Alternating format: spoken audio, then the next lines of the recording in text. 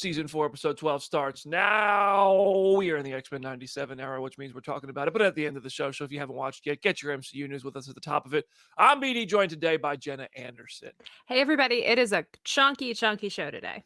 He's a chunky one. You ever see those like big fat cats on Instagram? They're just loafing around. That's us today with this chunky show. Jamie Jurack. Good morning. It's an exciting day. Aaron Perrine. So, just one time, the morning desk, I wish we could just have a normal day. And instead, we got X-Men 97, Beetlejuice, House of the Dragon posters, and a Ryan Gosling movie trailer in the span of about an hour and a half. What? Oh. I'm glad to be here. Phase Zero Chunky Show. We got Phase 1 of the show. We have 4 exclusive bits of news to share. Some of these you may have already heard, but you haven't heard our thoughts. Phase 2, we got our non-exclusive news portion because there's that much chunkiness to the show. And in Phase 3, X-Men 97 time. So there will be a break between each. If you haven't seen X-Men 97 yet, there is a chance to pause. We will make it very clear when we're talking spoilers for X-Men 97. That's coming in the final third of the show. But first, we have some exclusive updates from interviews, from all kinds of stuff that comicbook.com has been a part of. Phase Zero's Brandon Davis talks to Brad Winderbaum. I don't know if you heard of that guy, either of those guys. But Brad Winderbaum is the head of streaming television and animation, not particularly in that order, but definitely of those 3 things at Marvel Studios. So I interviewed him. This video is already on the Phase Zero channel. It will be available on the Phase Zero podcast either Thursday or Friday. We have a couple of interviews Aaron and I did coming to the Phase Zero channel as a bonus episode. But I asked Brad, listen, Brad, come on, man. What's going on with Nova? And I did like a Dave Bautista, give me what I want. And he did. He said, quote, "We love Nova. We are in really early development on Nova. We have a new system behind the scenes at Marvel Studios. We're more like a traditional studio now. We're developing more than we will actually produce. There are plans to develop Nova. I love Nova too. I love Rich Rider. I hope it gets to the screen. The world is always chaos. There's always things. You got to conjure these things to make them happen. But I would love to see a Nova show one day." End quote. You and me both, Brad. So listen, I feel like this quote is a couple things. Yes, they're obviously working on Nova. They've probably been working on Nova for a long time, but this is the first time someone at Marvel Studios has actually said, yes, we are working on Nova. The rumor mill has known this for a long time, but nobody at Marvel Studios has actually said, yeah, we got people thinking about writing down, coming up with ideas for Nova. And also, he seems to believe it might be a show. I'm for it. Give us a good Nova show. But I also think, like he said, he kind of dialed it back a bit. We're going to develop a lot of things that might not get made. I believe there's a ton of characters right now floating around at Marvel Studios that are in really early development. But I'm excited no less. I've been hurt before, but in this case, I'm willing to make myself vulnerable. Jenna, what do you think of this? I love his comments. I think it is definitely encouraging. I wish we were still in the age where special presentations could happen because I feel like Nova could kill it as a special presentation. But if it does end up being a show and it does end up being both Richard and Sam, I think that sells itself. I think that could easily work really, really well. Aaron, what you thinking about Nova? You taking this as we're going to get it? I texted you almost the second this happened. Like, wow. I mean, it should. If you've been following the other weird breadcrumbs of other casting information, there is a real the best possible universe for Brandon Davis that is in the ether right now. That would be hysterical if it panned out. So, good time to be a Nova fan.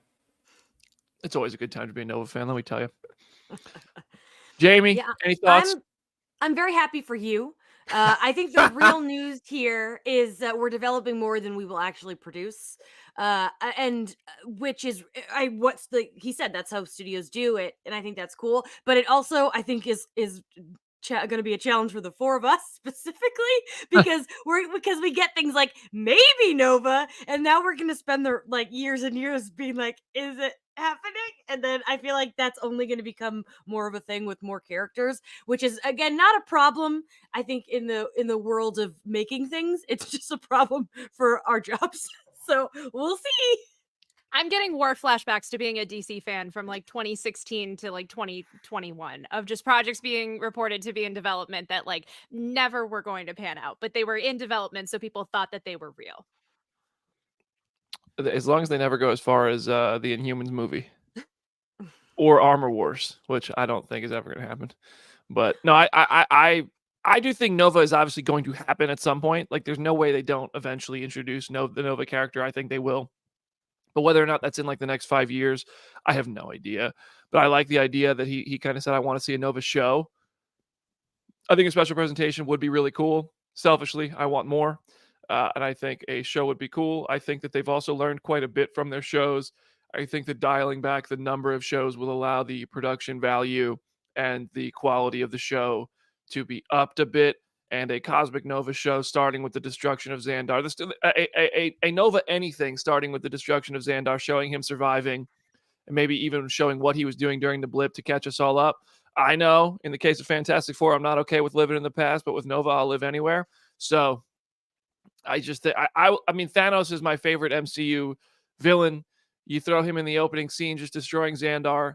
Rich Rider's the solo survivor, like the origin story's all there. You get the world mind. It's basically Iron Man in space with his banter with Jarvis. I mean, come on. It's this, and the rumors of the Ryan Gosling casting that have been going around all over social media. The fact that nobody at South by Southwest asked him that question on the Fall Guy red carpet. I was supposed to be there and I didn't go, so I am filled with regrets. But I'll get Ryan Gosling at the Fall Guy junket, hopefully, and I'm going to sit there and be like, "Hey, bro, you Nova?" But he's not going to say anything. But I'm going to try. But that's that. We got a lot to talk about today, so I can't spend any more time on this. Well, keeping the ball rolling, kind of talking about Disney Plus content and how much they're putting out. Brad also talked to you about Ironheart, and he said, I mean, frankly, in all honesty, there was a mandate to kind of create as much as we could for Disney Plus as quickly as we could. And then there was a shift. And all of a sudden, we have to start spreading our release dates out. So that really accounts for a lot of the delays. Now we're using that time. We're not sitting idle. So it's like it stays in the oven. You can bake certain things a little more. It actually, I think, ultimately is only going to make things better. But most of it is just, frankly, shrapnel from the business. So that kind of echoes what we were just talking about. And it also makes me more comforted that when Ironheart comes out, it'll hopefully be really, really good and worth the wait, even though it does suck that this is like 2.5, 3 years that we're waiting for this show. What do y'all think? I like that they're being candid about the Disney Plus mandate. Like, hey, we had to make as much stuff as possible. But then part of me, the wrestling fan of me, I'm so sorry for continuously making these wrestling comparisons and metaphors. I was talking to Aaron about this. I was like, is this a work or is this a shoot? If it's so in layman's terms, a work is like, it's part of the story. It's all these people don't actually hate each other as part of the story. A shoot is like, these guys really hate each other in real life. That was a real punch that really tried to knock them out. So then recently, like what The Rock is doing is blurring the line. So is this a thing where they're embracing? This is my conspiracy theory. Been hurt before. I've seen Morbius and Madam Web. So this is what happens when you experience those movies in theaters. You start to wonder what's real and what's not. So I'm sitting here going, are they seeing that that's what everybody's saying and they're just turning it into a work to make it a more entertaining storyline within itself? Or is this a shoot? Is this real? Is this like that actually was the mandate? We're getting a peek behind the curtain? Because I'm so used to these interviews being so curated and careful, and every word is so chosen and calculated that when Brad Winderbaum talks and you get these real authentic answers, like interviewing Feige is tremendous. He's a class act. Every time you watch Feige in an interview, he gives you so much good stuff, but he never stops putting Marvel and everyone who has ever worked for Marvel over, making them look good, making them sound good. Brad is kind of saying, well, listen, there was a mistake made. I'm sure there have been instances, but you don't really hear Feige say, well, that shouldn't have happened. We regret that. He's always like, well, it was a good thing we did, and now we're going to do it. Like, I don't know. I think this is a really cool answer. And either way, I appreciate Brad for being candid and giving that answer. And I think it's a great thing for Ironheart and a great thing for the future. I will say, to your point, I think it is a mix of both of those things. And I do think the MCU Reign of Marvel Studios book did acknowledge both Marvel and Star Wars had to announce a ton of things for Disney Plus way before it was even ready. So if it was just a Marvel problem, that would be one thing. But it does seem like even with just the Disney proper projects that were announced on that Disney Plus day, and we only have updates about like half of them, I feel like that was a mandate across the board. I feel like it's becoming easier to throw some Bobs under the bus. And I think that's really Mhm. what it's all about. Yeah, and that bus is rolling. I would say though, the funny thing about this, and this is the thing that's so hilariously infuriating about the entire thing, like for me personally, is just that you're not gonna know if it was any better because there was more time taken or not, because there's nothing to compare it to. This is like a classic sports talk radio, enthusiast press radio thing where it's like, oh, because they took the time, it was great. I'm like, then how do you explain Duke Nukem Forever? You know? How do you explain all these things that take 8 million? How do you explain the 4 different freaking delays that the New Mutants went through before it came out? You know? Just because there's more time does not mean necessarily you're going to get better things all the time. So we don't know. But it is funny. Also, shout out to anyone who actually listened to us talk to Joanna where she said this exact thing to us. And then people saw the quote from Brandon's interview and ran with it like it was brand new. I'm like, did you all were pulling excerpts from this book? It's the information is out there already. Me and Brandon had like a little weird moment, like where I was like the little kid from Signs and he was Jimmy, and we had tinfoil hats on. Like I think it might really be a work where they are playing the fandom because they're so easy to play. So We want Cody. We want Cody. We want more time for projects. We want more time for projects. Then you got to That's pivot. All right. of a sudden, The Rock isn't headlining WrestleMania. All of a sudden, there isn't 5 Disney Plus shows a year. But either way, interesting update there. Hey, Jamie, what'd you do this week? Oh, I went to the 3 Body Problem premiere. I interviewed a lot of cool people, including Benedict Wong. Oh man, he was cracking me up. You should definitely go watch our interview on the site. But of course, I had to ask him about Wong. I basically was like, I know you can't tell me when you're going to be in Marvel next, but do you know when you're going to be in Marvel next? And he said, I can't really say. It's been a while. Well, something's looming. Something's looming. And then he kind of looked at the camera. But there was also a moment when I first asked him where he kind of like he like hesitated. He was like, I used to be good at this. Like he didn't know how to answer the question. He forgot. Like he had his big Wong moment, and then he's had like a year off of Wong, and he forgot how to answer Marvel questions.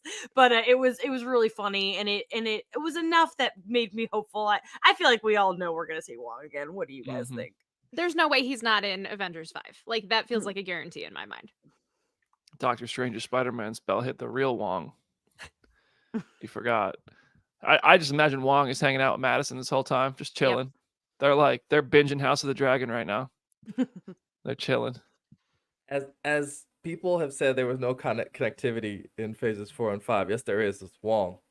Just in everything. That man is just the in through line. all the stuff. Yeah. So it would be, man, unintentional hilarity would be if it Avengers 5 he did not show up. He was in all the things that these people are from the first time, and then just is not here, and is still technically the Sorcerer Supreme, right? Technically, yeah. So, oh no, he's got to be around. Come on. The chat is taking the fact that he said looming of like, oh, is this the loom of fate? Is it tied to blah blah blah? I don't even think that was on his mind when he said that word. No, I doubt it. But it was pointed the way he said it, but I still don't think that's what he was saying. He was just having fun, I think. Oh gosh. All right, Aaron, take us home from phase 1. All right, so we got J.K. Simmons, who talked to Chris Killian. Delightful. Chris Killian got all these quotes from him that sent the internet spiraling again. He says that he argued for Jonah Jameson to keep his hair, keep the flat top from the original trilogy. And he told Chris, that idea was not mine. And in fact, I argued against it. I think, honestly, it was a question of by the time they got around to, they were deep into post-production on the movie. And we shot that on one day of whatever, 2, 3, 4 scenes I had in the first movie. And we shot it one day in somebody's office in the Sodi lot or one of the studio lots in LA. They just cleared out their pictures of their wives and kids. And it was shot so quickly that I suspect part of the reason for them arguing against it was, the logical argument against it, it's many, many years. So he wanted to keep the hair. He managed to keep the mustache. We're all better for it. Did everybody enjoy hearing this? I think we're also low playing the other part of Chris's interview where he's like, I've never met Tom Holland, which is that part's crazy to me. Wild. I'm kind of glad he didn't have the flat top because I feel like the Agent Argyle of it all would have immediately become a thing. Like That's that silly. that hair has gone through so many evolutions in our popular culture. As much as it is quintessentially Jonah, I'm glad that this one had the hair that he did. Yeah, this is so delightful. But like it's when all of us saw him at the end of Far From Home, we lost our minds. I don't think anyone in the world was like, but he didn't have the hair. Who cares? He was back, and that's what matters. But somebody introduced that man to Tom Holland because that's Yeah. a little conversation I'd love to see. That's pretty crazy. That's also like I got even more props to Tom Holland's acting in that scene where Aunt May dies because isn't Jay Jonas but like in that scene he's right outside the building, right? Just goes to show like how none of it even is really connected on set. Like those two were supposed to be right next to each other right there basically, and they never even met. They were never on the set together. Which is crazy. That's like John Krasinski and Elizabeth Olsen. Like all this stuff they're doing together, it wasn't as directly interactive, but yeah, no. The hair, well, RIP, RIP the flat top. All right, we're going to take a quick break. We come back, it's phase 2. We got a little bit more news to talk about, including more Spider-Man stuff. Spider-Man Noir, anyone? I know Jamie's ears just perked up. And then in phase 3, we're talking about X-Men 97. Oh, and by the way, on Monday, The Wolverine is our movie for the road to Deadpool and Wolverine. So see you in a moment. Subscribe to the channel.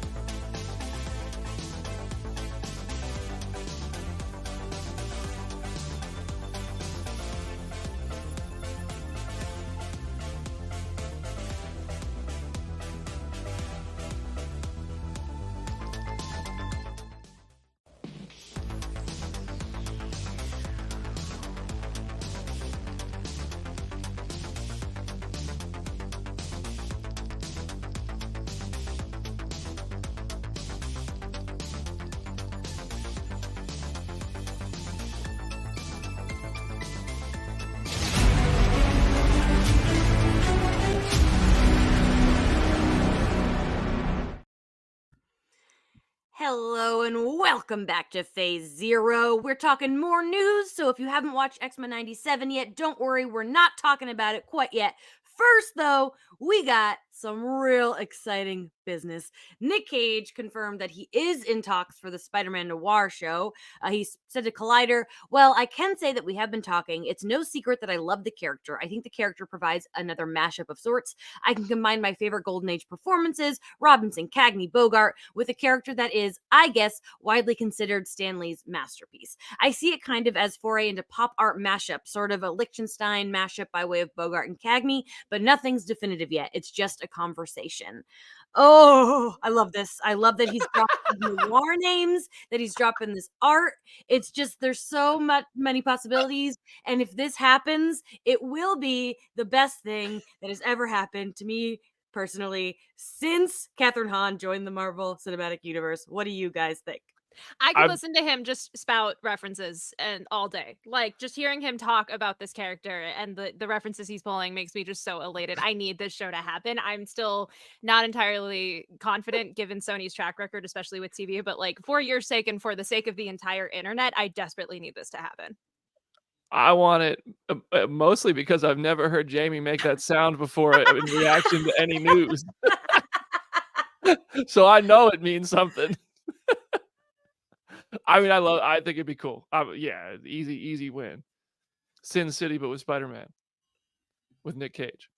It's Aaron, like you're it muted, makes I think. it's like it makes too much sense not to happen. So like that's great, but also always kind of precarious. If you were to devise a way to instantly win back all of the goodwill that seems to have flown out the window with some of these live action Spider-Man projects that don't involve Spider-Man, you both have Spider-Man, and it's Nick Cage. And it's Nick Cage's Spider-Man Noir, which is from the thing that people really love Sony making at the moment. So hopefully, I mean, my man loved money. That's how he buys all this art that he references. Huh? Can you imagine how seriously he would take this part? Oh yeah. It would be Oh, incredible. Like, Get that there'd be Emmy. no- Yeah. Wow. Yeah, I mean, it's one of those that I'm like, there's just no way that's ever going to actually happen. So if I were betting, I'd be like, well, we ain't going to ever see it. But like, I want to. I just have yet to see Spider-Man news play out in ways we want to, aside from the case of Spider-Man No Way Home. You know what I mean? So, well, we wanted to see all three come back, and they were all there. But other than that, the Spider-Man universe is nothing but news that we don't really enjoy. Like Craven is James Bond now. R.I.P. Craven too. Allegedly. But reportedly this morning, they were like, he's not James Bond. Oh really? Yeah, there's so much going on with that. And then Oh. like I know Aaron knows this. Like Aaron Taylor Johnson had a whole quote about like franchises and stuff. So it's wild. Man doesn't love a boy. franchise. I'll go on record saying that I don't really want that. So Wow. Somebody never watched Bullet Train. yeah, but somebody has seen every single Bond movie and has a lot of feelings about it. So Whoa. Wow. Whoa. Who's this Bond guy? All right, James Marsden has fans speculating about a Deadpool and Wolverine return. To the playlist, he said, we just wrapped on Sonic the Hedgehog 3. We were near the Deadpool stages, actually. And I imagine that's just how he said it. Which, if it is, then he definitely was teasing a Deadpool and Wolverine return. If it wasn't, he still may have been. But if James Marsden was that close to the set and he doesn't have to wear the Juggernaut bodysuit and Ryan Reynolds sent him a text message like, hey, bro, we would love to get you back as Cyclops. We know you died. It was off screen and abrupt and really didn't make any sense. But if you want another shot at Jennifer Garner's in it, so come on down. We're right up the street. And I imagine James Marsden was like, oh, hell yeah, this enchanted me. Let's do it. So I think, yeah, I mean, I think it's going to happen. I think he's in it, whether this quote came out or not. I always thought James Marsden and a lot of the originals were going to show up in Deadpool 3. All he needs to do is just put on a brown leather jacket and he's good to go. Like they don't even really need to costume him beyond that. But yeah, we've heard so many stories over the years of movies like this where it's like a cameo happens because someone is on the next soundstage. And then we've heard of instances where two movies are filming concurrently and that never happens. So I'm not getting my hopes up, but this definitely got the internet's hopes up. I'm getting my hopes up. I think it's happening. I think everyone's in this movie. Let's go. Me and Jamie. I think you're gonna see every single person in this movie, and I'm just listen. My clown shoes are on, and I'm ready. Me and you are going to be painted up in the theater, looking like Joaquin Phoenix, just waiting for everybody to show up. I think a lot of people are going to show up. I honestly wouldn't be shocked if just to be like that sort of Deadpool dickish comedy where you just see all those original X-Men cast in costumes, like just fully like James Marsden in a full-on Cyclops costume just for a moment, and then we're not there. Like it's not actually a part of the film really, but I think there's a chance we see all that happen. I think this movie's gonna have so much to offer. Jamie, there's something funny because you haven't seen the interview. He's sitting right next to Michael Keaton. And when they joke around about the Deadpool of it all, he says like, oh yeah, well, they were up the street in Pinewood. And then he immediately looks like somebody told him to eat a spoonful of cinnamon about a decade ago. Reverses track. He's like, oh man, okay. So yeah, but also, franchise. What does franchise mean? He does the verbal equivalent of Ashley Simpson doing a jig. And I'm like, oh, so you're probably in this thing.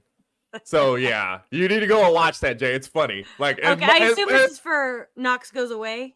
Yeah. And then Keaton is just staring at him like, "Oh, how are you gonna get out of this one, kid?" Like, just staring at him. It's good. It's funny. Well, talking about people who aren't in movies, Aaron Pierre, no relation to our very own Aaron Perrine, has confirmed that he is no longer attached to Blade. He spoke to Variety and he said early on there were conversations. As the project evolved, I'm no longer a part of that attached to the project. I feel like this was kind of inevitable. It's going to be really interesting to see like who of the people that we've already had cast aren't in this movie ultimately. It is so funny to me that Michael B. Jordan and Ryan Coogler's vampire movie might come out before Blade even really can start production. How do you guys feel about this? I'm like, I just really don't want Delroy Lindo to be gone. If that happens, I'll be really upset. I'm not super familiar with this guy, so when I was writing it up, I did almost write Aaron's name on accident. So but yeah, I'm like this whole Blade thing continues to concern me. I'm really afraid that it's never going to happen, and you guys know how much I want Blade to happen. But we'll see. As of December, Mahershala was saying it was happening, so. Listen, the thing that's so funny is that the internet now, because of the way it works due to social media infinite scroll, is that stories get lost in time. We knew he wasn't in this like 6 months ago. It's insane.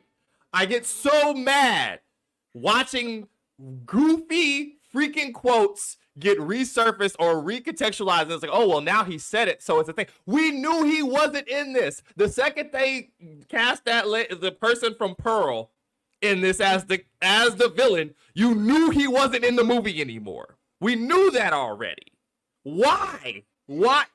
It's so weird. It's so weird. And it's funny because I got half of the staff here joking around about, oh my God, this thing is going to be Blade with Michael B. Jordan in them beforehand. I'm like, that would be fine. And I love Michael B. Jordan. I love Coogler. I cannot wait to see it.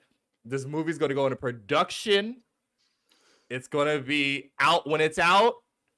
I'm done stressing about stuff. I'm done stressing about things.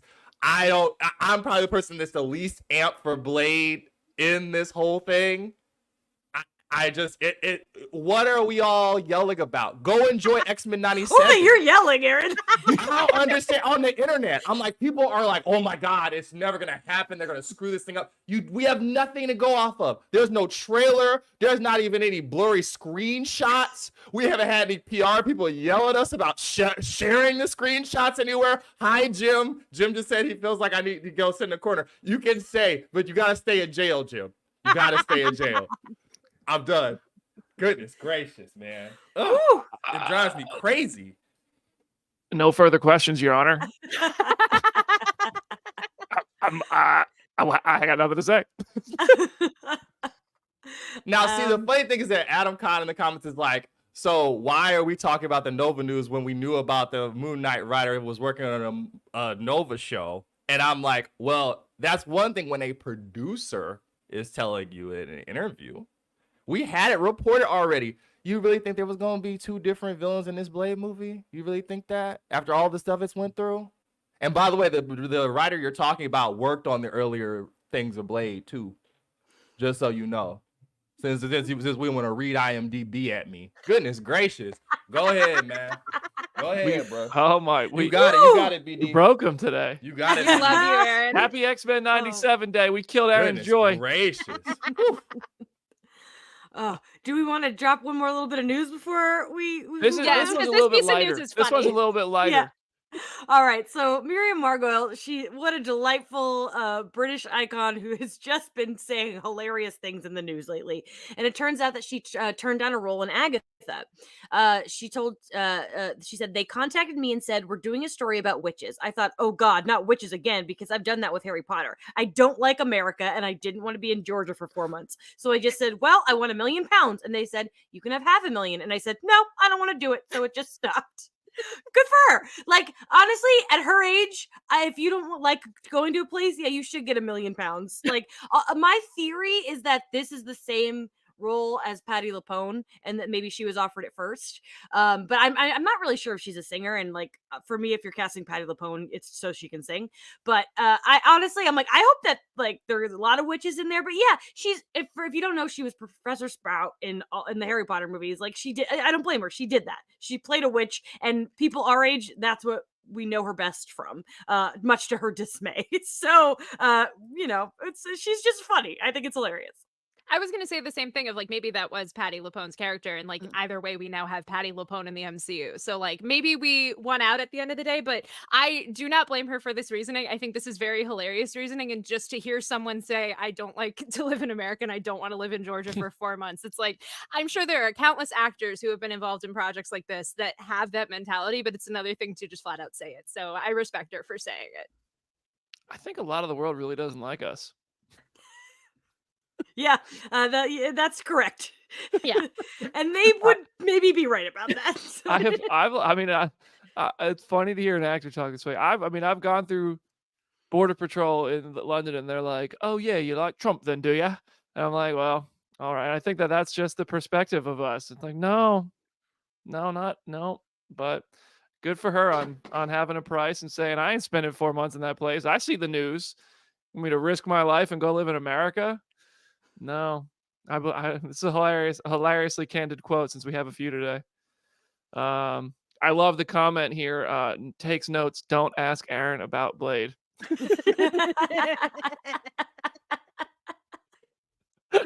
Oh, we gotta clip that one. That one's Yeah. gotta go around. Absolutely. Oh man, I saw another comment. We unlocked a new character. We had the Jamie rant, and now we have Angry Dad Aaron. Just Everybody has a thing. Jenna, we got to find your thing because I do terrible impressions. Jamie does excellent rants, and Aaron turns into the Hulk. So Jenna just drops knowledge. That's I just Jenna's rant thing. about Jenna. comics. Oh yeah, until Professor people Jenna. just- We already yeah, have Jenna's exactly. character. I was gonna Jenna's say, the professor. Yeah. The professor. All right, we're gonna take a quick break. In 1 minute, we're going to talk about X-Men 97. Both episodes are available now. On Monday, we're talking about the Wolverine on our road to Deadpool and Wolverine. We're in the X-Men era now, baby. Here we go. Subscribe to the channel. See you in just a moment.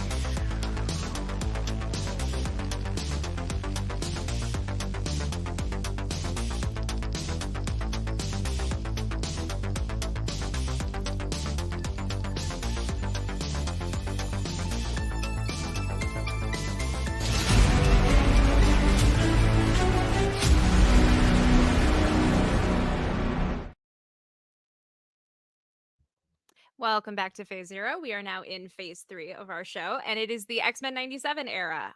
The first 2 episodes dropped on Disney Plus this morning, and we have a lot to talk about. So I guess we'll just go around the horn and kind of share our initial reactions to the first 2 episodes. Jamie, you're at the top, so go first. Oh, I mean, if you missed our little immediate reaction, then you do not know that I think that this is the best thing I've seen in a very long time. These episodes are amazing. I wish I had rewatched 1 and 2 this morning, but I was sleeping in, guys. Come on, let's be honest.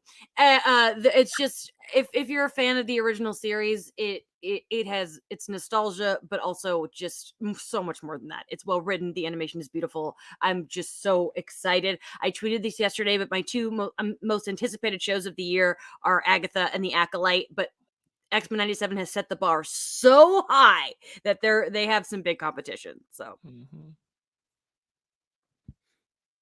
Aaron. it's good. There you go. That's it. It's good. I have to agree. We had our bonus episode where the 3 of us spoke on it. quite a bit. I think these episodes are phenomenal. I did rewatch them this morning, had my coffee and rewatched. Tried to cram them in because I did wake up a little late. Jamie, you were probably awake when these dropped, though. I was, but I was watching a movie called Of Unknown Origin about Peter Weller versus a rat. So that was really important for my time. So.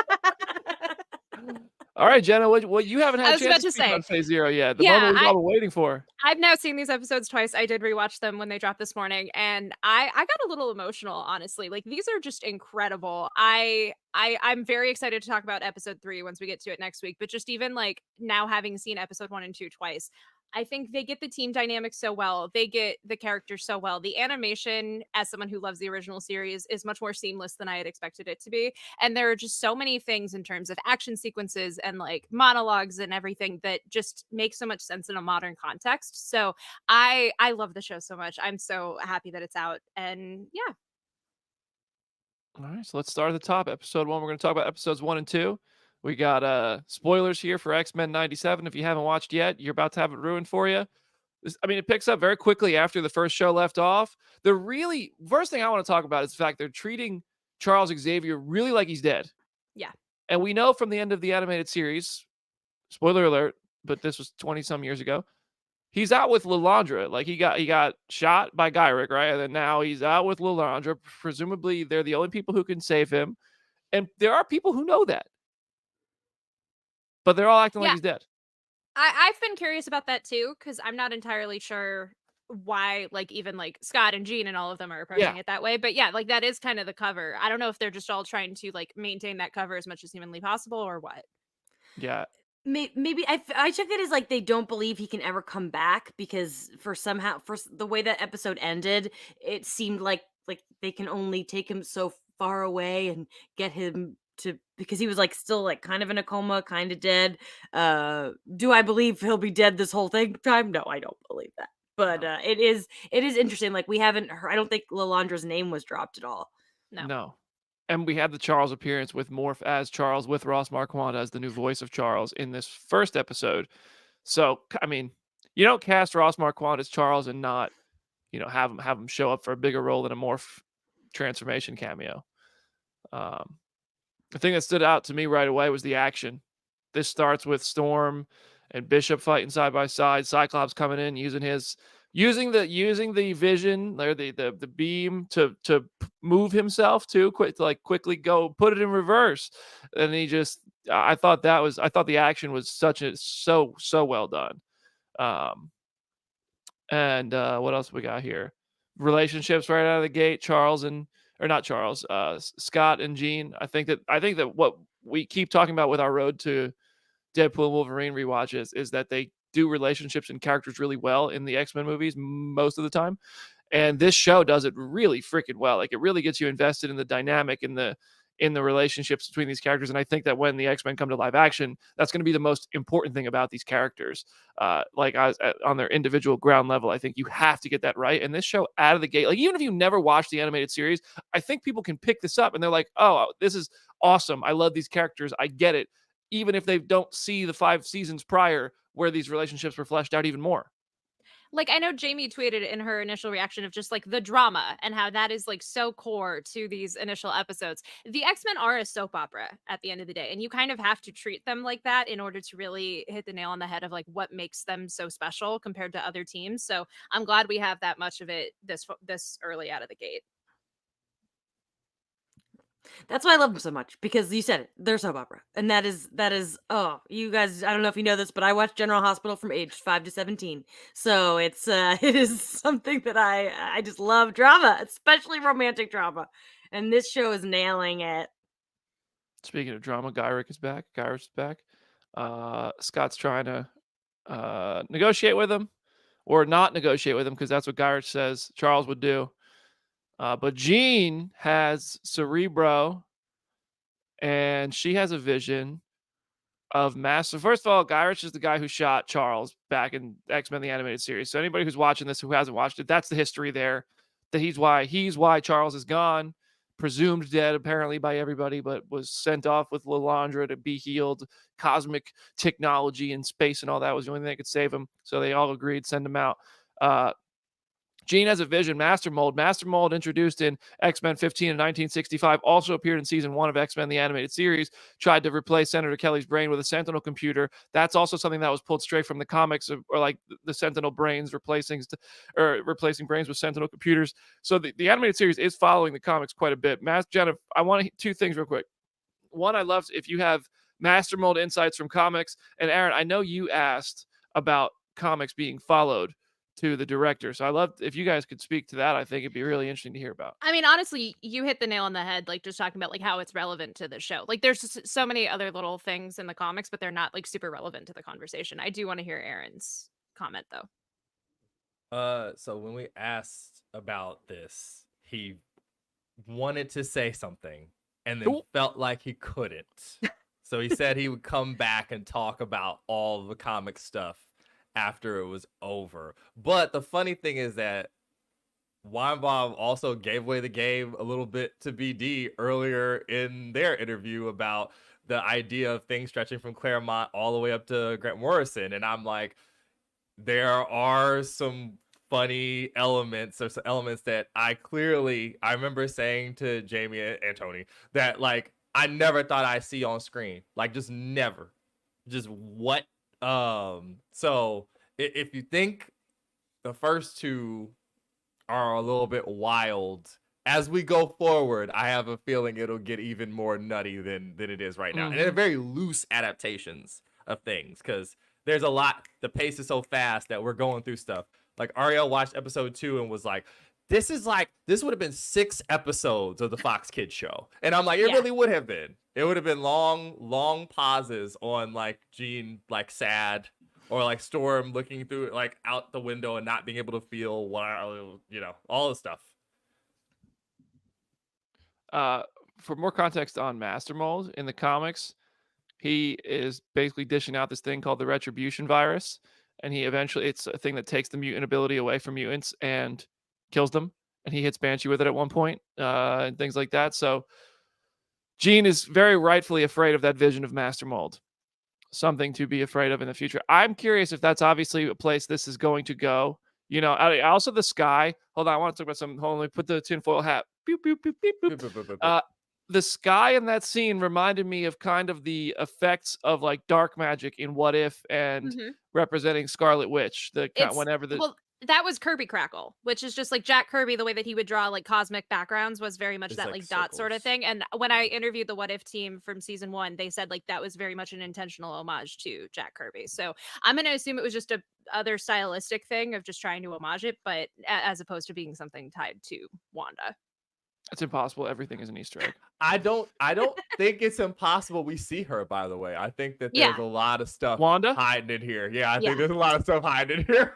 I have thoughts because she's only in 1 episode of the original series. That's right. And let me tell you, she doesn't get to do much. No. She doesn't get to use like really any powers. She's just like, I'm Wanda and I'm hot and I'm here. So I would love for her to come back and actually do Scarlet Witch things. That would make me very happy.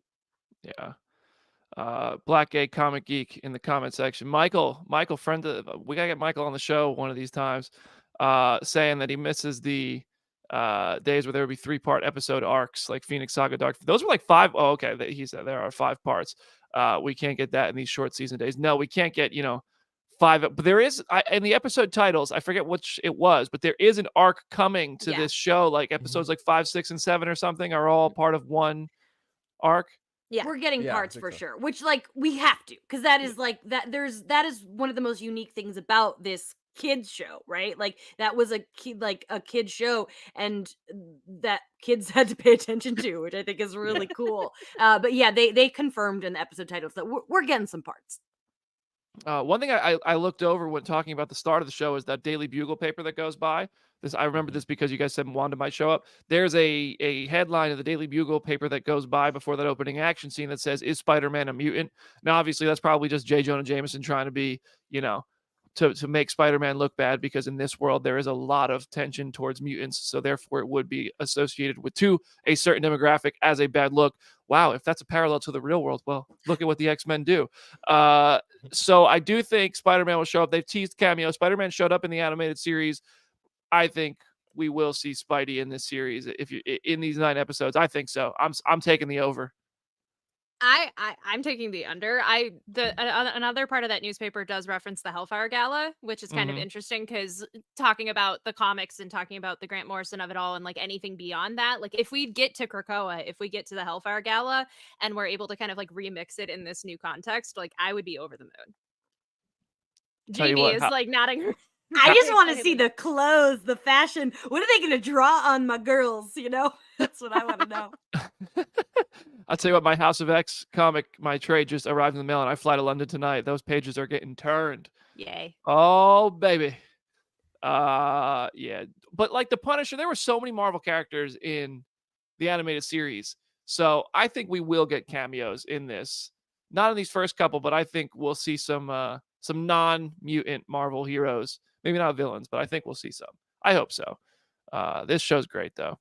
Yeah, That- it's funny too because when I asked the director about this as well, he's like, the previous director, the Hudson, was like, sneaking people in, and he's like, that's the reason we have this department now at Marvel to make sure that people don't just sneak people in, but we can just do our own thing. And I'm like, well, since Iron Man and the other Avengers and a weird, really, really muscular version of Deadpool are all scrolling around this universe already anyway, you could have them pop up again. It's not going to interfere with anything. No one's going to see that and be like, it's Ryan Reynolds. Although, wouldn't it be funny if it was?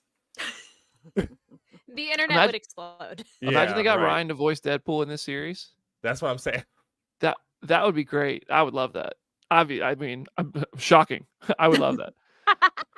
I do need to acknowledge with episode 1 because people in the chat are bringing it up, and this made me leap out of my chair for a moment. They reference gold balls because Jubilee's talking about like Sunspot's powers and like what's your gimmick, and she's like, oh, do you teleport? Do you fly? Do you shoot gold balls at your body? Because that would be weird. Because gold balls is like that's literally his entire gimmick, and it's been a very weird thing in the comics for a while, and then the Krakoa era kind of recontextualized it and made it more important. But I was just so happy that he got acknowledged at all.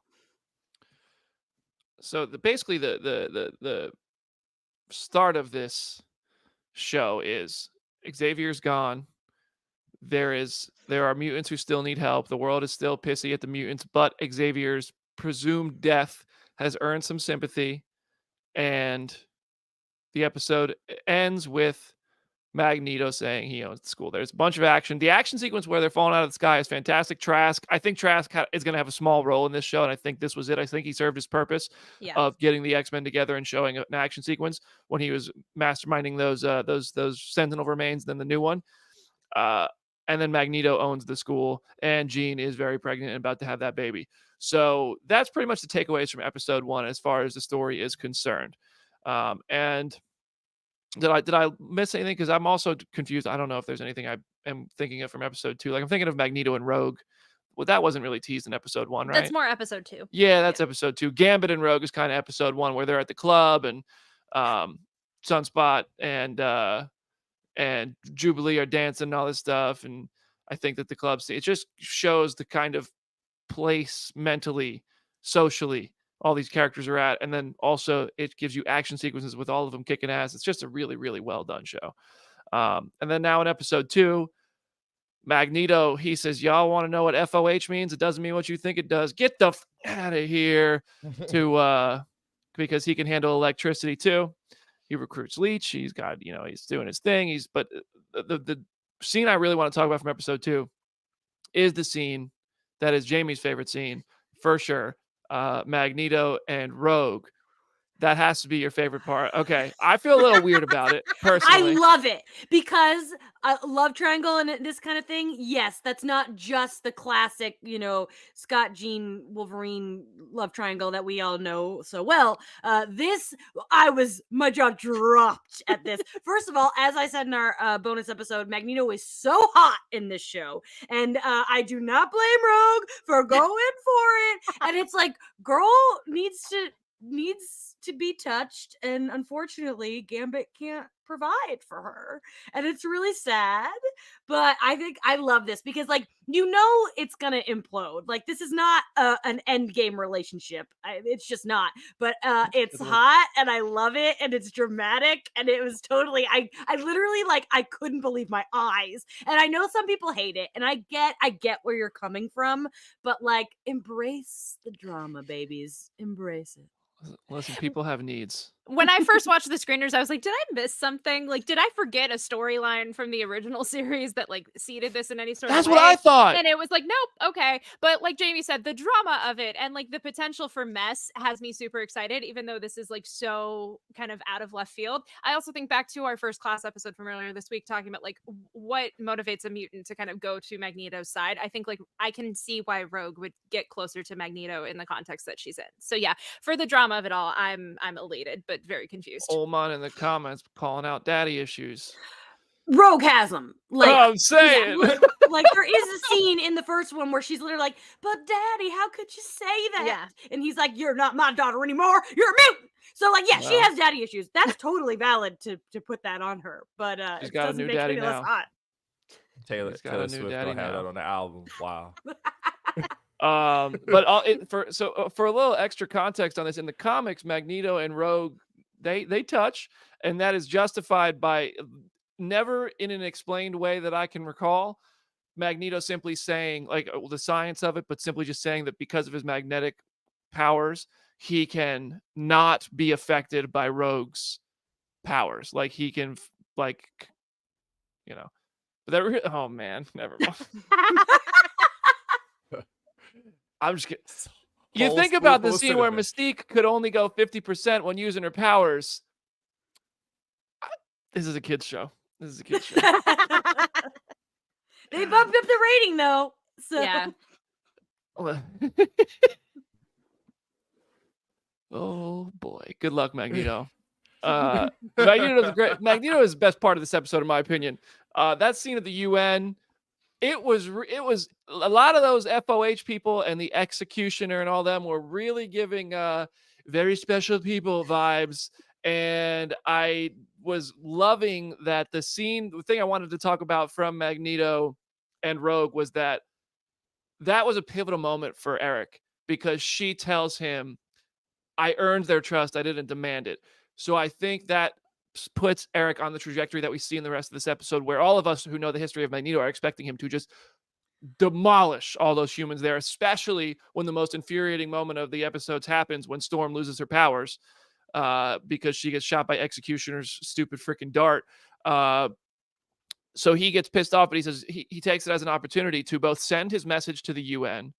And basically, I loved many of the lines there. Your soundbite indignation, to play by the rules, and they still come for you.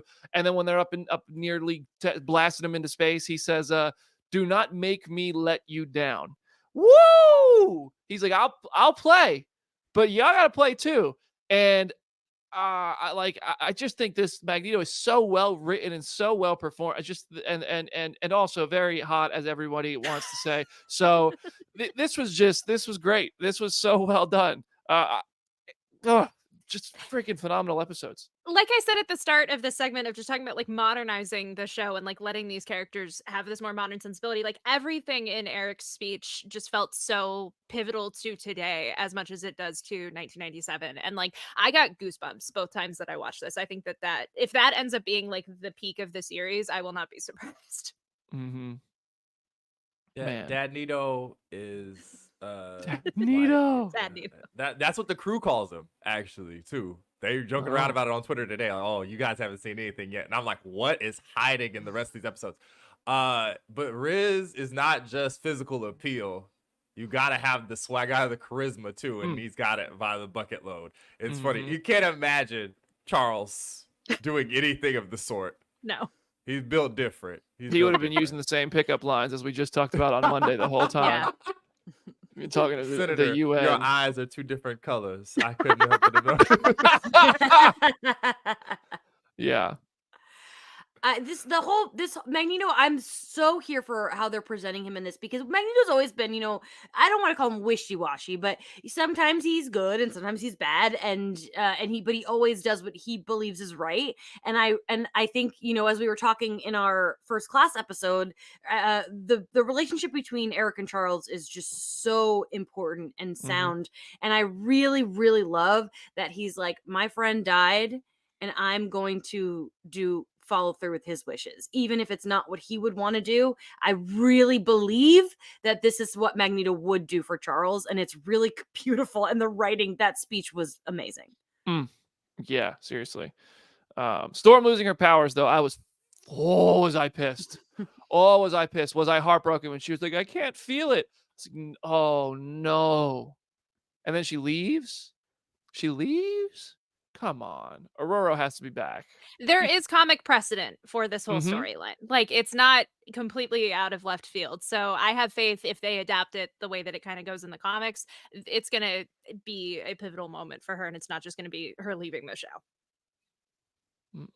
There was an audible annoyance in my house. It's a couple things that happen a year where Ari's watching something that I've already seen or I've gotten the chance to see beforehand, and then you just wait, like, hold on, what? No! And I was like, the whole internet. I'm surprised there's not more talking about it online. That just goes to show you how strong the show is. Because if this show wasn't as good as it is, trust, that would be the main talking point coming out of that last episode. So, Jenna's right. Never fear. There's comics precedent. There are different outfits and other fun things in Storm's history. There's a whole other prince from another country that they can play with if they want to from later in the comics if they feel so desired. So, we'll see. We'll see what happens. Yeah, it's sad, but it's good drama, and I'm not worried about it. Yeah, well, I'm pissed off. There's so much big stuff to talk about. The baby is born. It is named Nathan. Now. Which Nathan is it, ladies and gentlemen? Because there's two. Nathan Summers and Nate Gray. It's Cable. I mean, yeah, right. It's Cable. We all know it's gonna be Cable, but just for the sake of debate, like, come on, it's not Cable, right? Is it Nate Gray? Is it Nathan? No, we all know that baby's gonna be Cable. That baby is gonna be Cable. Bishop is living in the present. That baby's gonna be Cable. Yeah. Anything else to say about that? Does anybody not know who Cable is? Speak now, and welcome to Phase Zero. Jim Viscardi is just rattling the bars from jail if anyone doesn't know who Cable is. Rob Liefeld just exploded at the question. I do want to say, I love how they've utilized Morph's powers this time around of just transforming into the other characters to fight. I think that was really cool because we get Angel, we get Lady Deathstrike, we get Colossus, Psylocke, and Sabretooth just across these 2 episodes. Like, that was really awesome to me. And then I love this scene of Logan driving Jean to the airport. I love that entire sequence so much of just like, he's here. And it's like, who, Apocalypse? Like, the delivery of that was top notch. That was so funny. It's so good. And then when they're driving to the hospital, there are signs on the street that are for John Romita, or just Romita, because it's both John Romita and his son, John Romita Jr., and Roy Thomas, both of whom are comic creators tied to the X-Men. So I just thought that was neat. Yeah. Great Easter eggs. Thank you. So the episode ends. The baby is born. Everybody's chilling at the mansion. We're happily ever after. The UN understands just how brutal Magneto can be, but he's being peaceful. Oh my God! Who's at the door? Is that Jean Grey? But Jean Grey just gave birth. She's standing right behind Scott. How could this be? Well, the comics will tell you how this can be, won't they? Yes. And even then, the show seems to be doing something very different because the Madeline Pryor exists. She, in the comics, is a clone of Jean's who starts out just as a completely different woman. Jean is presumed to be dead, and Scott meets Madeline and forms a relationship with her, gives birth to their first child together, and then Jean returns and things get really messy. So maybe they're doing something like that. Maybe they're doing something completely different. But either way, now we have 2 Jeans. If this was a swap, when did the swap happen? I guess we have to watch the next few episodes to find out. I thought this was a great cliffhanger, though. Fantastic cliffhanger. So good. Can't wait for episode 3. Well, on that note, we got to give this a 10 score. So we're just going to rate the 2 episodes as a whole, not just each episode. Let's just do the 2 episodes. Out of 10, Jenna, X-Men 97, episodes 1 and 2, out of 10. I'm going to say a 9. 9? Yeah. All right. Aaron, how you feeling? 9.1. They did not kill Darwin. Yo, Aaron is out for revenge today. Yeah. Aaron does not forget today. Jamie. That's a 10. I've 0. There's no reason for me not to give it a 10. It's not on Letterboxd, so I will not. So I could just say 10.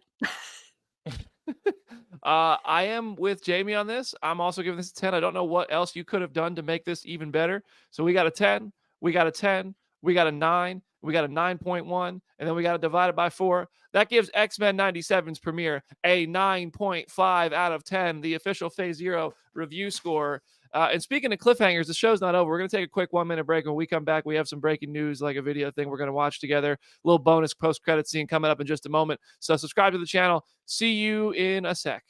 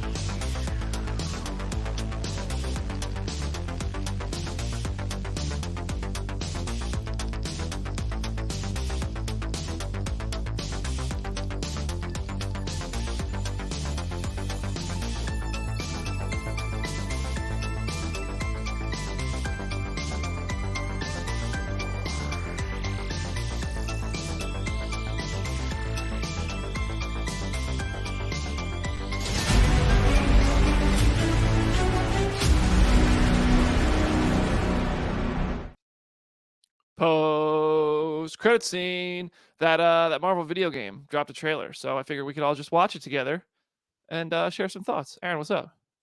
Can I just say one thing? So on Twitter, while we were at break, LeBron is wondering where he can watch X-Men 97. It's on Disney Plus, King. You got it. He really is somebody's daddy now.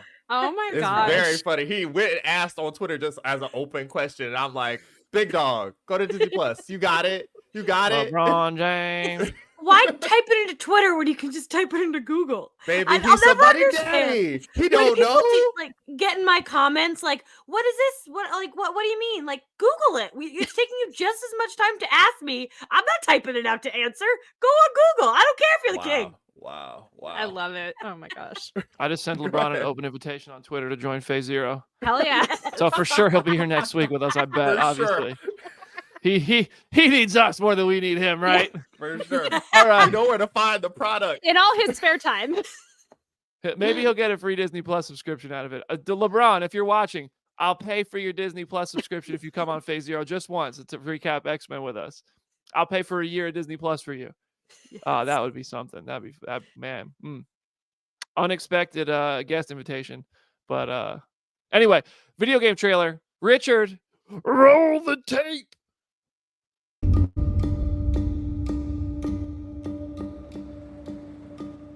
They're combing the streets, searching house to house. If they arrest you two, they will take you to their headquarters, and you will not return. I'm more concerned with the 6-foot cat man who's got claws that can cut through vibranium alloy.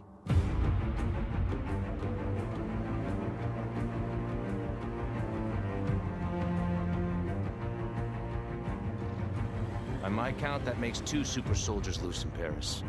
3, counting you. And that's 2 too many.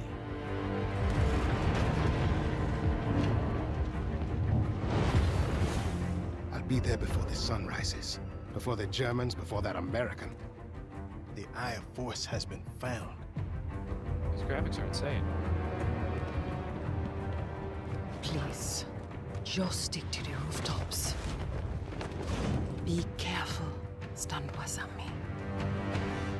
When am I not?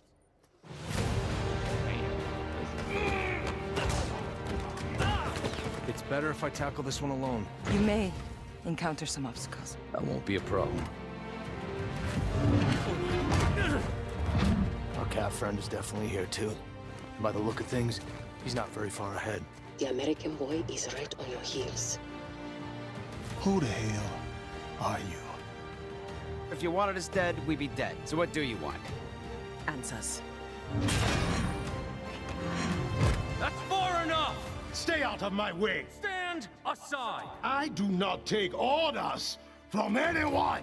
I don't have time for this. Neither do I. This sounds like Corey Pagan.